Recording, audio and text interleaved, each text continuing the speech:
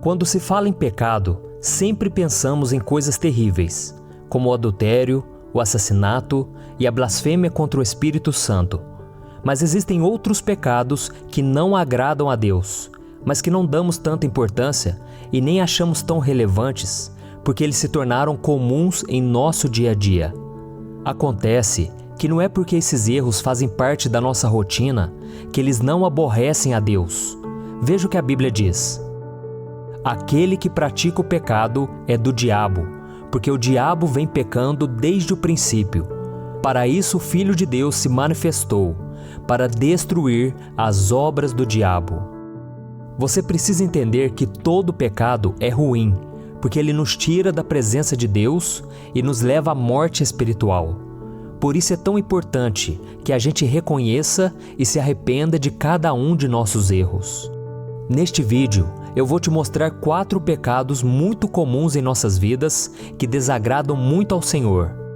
Mas antes disso, já deixa o seu like e se inscreva aqui no meu canal para receber os próximos vídeos que eu colocar. O primeiro pecado, a mentira.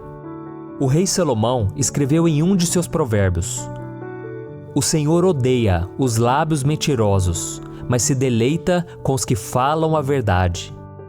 Às vezes, nós achamos que uma mentirinha aqui, outra ali, não tem nada demais.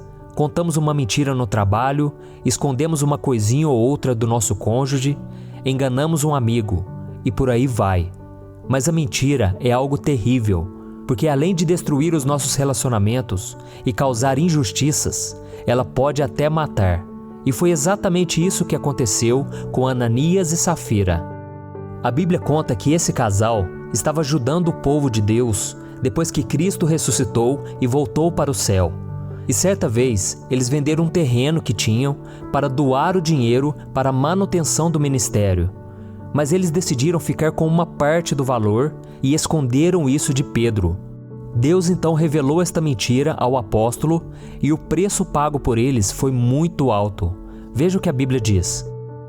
Então perguntou Pedro: Ananias, como você permitiu que Satanás enchesse o seu coração a ponto de você mentir ao Espírito Santo e guardar para si uma parte do dinheiro que recebeu pela propriedade? Ela não lhe pertencia? E depois de vendida, o dinheiro não estava em seu poder? O que o levou a pensar em fazer tal coisa? Você não mentiu aos homens, mas sim a Deus. Ouvindo isso, Ananias caiu e morreu. Grande temor apoderou-se de todos os que ouviram o que tinha acontecido. E se continuarmos a leitura do capítulo, veremos que a sua esposa Safira continuou mentindo. Os versículos 9 e 10 nos mostram como essa história de mentiras terminou. Pedro perguntou: Por que vocês entraram em acordo para tentar o Espírito do Senhor? Veja, estão à porta os pés dos que sepultaram seu marido, e eles a levarão também. Naquele mesmo instante, ela caiu aos pés dele e morreu. Perceba que Ananias e Safira não morreram porque ficaram com parte da venda daquele terreno. Na verdade, eles poderiam ter guardado parte do dinheiro. Afinal de contas, o imóvel era deles. O que desagradou ao Senhor foi o fato deles terem mentido para o apóstolo Pedro, dizendo que haviam entregue todo o valor que haviam conseguido com aquele negócio. Viu só a gravidade de uma simples mentira? Percebe o quanto ela pode ser perigosa? Então abandone esse pecado o quanto antes. Escolha servir a Cristo, porque Ele é o caminho, a verdade e a vida. O segundo pecado, o egoísmo. Em uma de suas cartas, o apóstolo João disse: Nisto conhecemos o que é o amor. Jesus Cristo deu a sua vida por nós e devemos dar a nossa vida por nossos irmãos. Se alguém tiver recursos materiais e vendo seu irmão em necessidade, não se compadecer dele, como pode permanecer nele o amor de Deus? Filhinhos, não amemos de palavra nem de boca, mas em ação e em verdade. Em meio à correria da vida, é muito fácil cair no pecado do egoísmo. Nós nos preocupamos tanto com as nossas coisas, com os nossos problemas, que nos esquecemos daqueles que estão desamparados e que precisam de uma mão estendida para os levantar. As pessoas pensam: aquele ali que está sofrendo do outro lado da rua não é problema meu. Alguém vai passar ali e vai ajudar aquela pessoa. Mas essa atitude egoísta desagrada muito a Deus, porque não adianta nada dizer que é cristão se não colocar em prática os ensinamentos de Cristo. Caso contrário, você será mais um religioso, assim como aqueles da parábola do bom samaritano. No Evangelho de Lucas, capítulo 10, Jesus fala de um homem que viajava pelo caminho entre Jerusalém e Jericó. E durante o seu percurso, ele foi assaltado e gravemente ferido por bandidos. Depois daquilo, um sacerdote, um levita e um samaritano passaram por ele. Os 2 primeiros eram religiosos e por isso eram conhecedores da palavra do Senhor. Já o terceiro era considerado um homem inferior e indigno, porque fazia parte de um povo inimigo dos judeus. E o surpreendente dessa parábola é que enquanto os homens que pareciam ser bons ignoraram aquele pobre rapaz, o samaritano, que era considerado um ímpio, fez tudo o que podia para ajudá-lo. Nessa parábola, Jesus critica o egoísmo que existe no coração de cada crente. Por conhecerem os mandamentos de Deus de amar ao próximo, o sacerdote e o levita tinham a obrigação de socorrer aquele pobre homem. Mas como não havia ninguém olhando, e talvez porque estivessem ocupados, aqueles 2 se desviaram do caminho e deixaram aquele rapaz agonizando. Essa postura desses religiosos mostrou que eles não tinham um relacionamento verdadeiro com Deus, e muito menos com seu próximo. Eles eram falsos e hipócritas. Sim, nós não podemos resolver os problemas do mundo, mas o mínimo que nós podemos fazer, enquanto cristãos, é ter compaixão da dor dos outros. O egoísmo é pecado, pois demonstra falta do amor de Deus em nosso coração. O terceiro pecado, a inveja. Esse é um outro pecado muito comum na nossa vida que devemos evitar. O apóstolo Paulo disse: "Se vivemos pelo Espírito, andemos também pelo Espírito. Não sejamos presunçosos, provocando uns aos outros e tendo inveja uns dos outros." A inveja é um pecado muito grave, que também pode nos levar à ruína. Inveja é querer ter o que a outra pessoa tem. Quem tem inveja não consegue se alegrar quando a outra pessoa é abençoada e ele chega até mesmo a odiar o seu irmão, porque ele tem aquilo que ele cobiça. E foi exatamente isso que aconteceu com Saul, que começou a ver a sua vida e o seu reinado serem destruídos quando passou a invejar Davi. Veja o que o profeta Samuel narrou.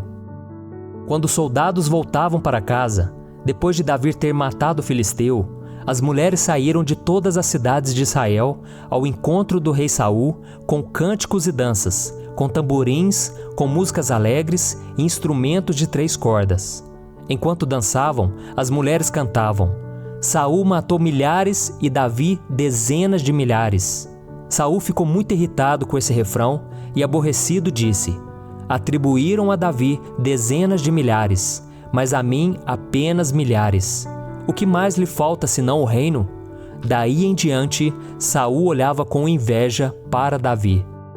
Nesta passagem, vemos que Saul teve tanta inveja da popularidade de Davi que ele ficou cego espiritualmente. As pessoas estavam comemorando a vitória do exército de Israel e honrando seu rei. Porém, ele só conseguia enxergar o reconhecimento a Davi, que naquele momento era apenas um soldado.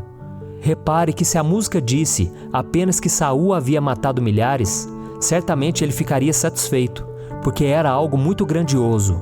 Mas diante das dezenas de milhares de Davi, o rei Saul decidiu apenas comparar a grande diferença entre os 2. E assim, aos seus olhos, o seu grande sucesso nas batalhas foi diminuído, como se matar 1000 homens na batalha tivesse sido pouca coisa. E o grande problema do invejoso é que ele não se contenta em ser excelente naquilo que faz. Ele quer ser o melhor e o maior. E se continuarmos a leitura do livro de 1 Samuel, veremos que depois desse episódio, Saul deixou a presença de Deus, começou a perseguir Davi e agir de acordo com as suas emoções. E como resultado disso, infelizmente, ele teve a sua vida e o seu reinado destruídos. Então, meu irmão, não permita que a inveja feche os seus olhos e te tire da presença do Senhor. Prefira viver e ser guiado pelo Espírito de Deus, pois só Ele é capaz de te manter longe desse pecado. E em vez de ter inveja, escolha amar as pessoas e se alegrar com as suas conquistas. O quarto pecado, a rebeldia.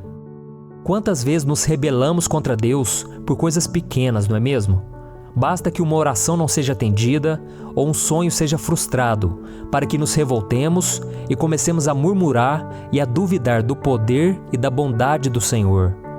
Mas saiba que esse é um pecado tão grave que o profeta Samuel o comparou à feitiçaria. Isso mesmo, veja o que ele disse. A rebeldia é como o pecado da feitiçaria e a arrogância como o mal da idolatria.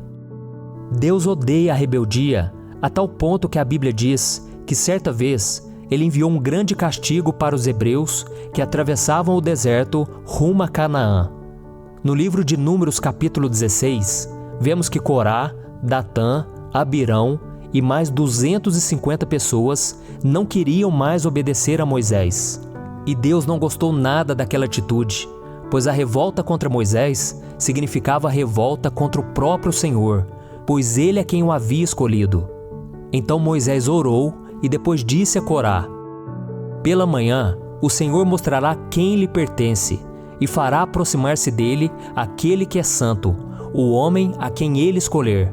Você, Corá, e todos os seus seguidores deverão fazer o seguinte: peguem incensários e amanhã coloquem neles fogo e incenso perante o Senhor. Quem o Senhor escolher será o homem consagrado. No dia seguinte, Corá e os 250 homens foram se encontrar com Moisés no tabernáculo e começaram a queimar incenso. Mas só os sacerdotes podiam fazer isso. Então Deus ordenou que o povo se afastasse de Corá e seus amigos. E de repente, o Senhor abriu um enorme buraco no chão e fez aqueles rebeldes serem engolidos por ele. E nós, quantas vezes queremos fazer as coisas do nosso jeito e não obedecemos a Deus? Achamos que sabemos o que é melhor para a nossa vida e nos afastamos completamente dos caminhos do Senhor. Mas a rebeldia é uma armadilha mortal que só traz problemas. Então procure fazer a vontade de Deus e você estará seguro. Esses foram 4 pecados que desagradam a Deus. Eu sei que há muitos outros, mas eu quis focar neles. E se você os tem praticado, abandone-os o quanto antes. O Senhor te ama muito e Ele quer que você viva em comunhão com Ele. Então peça perdão pelas suas falhas e creia que só Deus pode mudar a sua vida.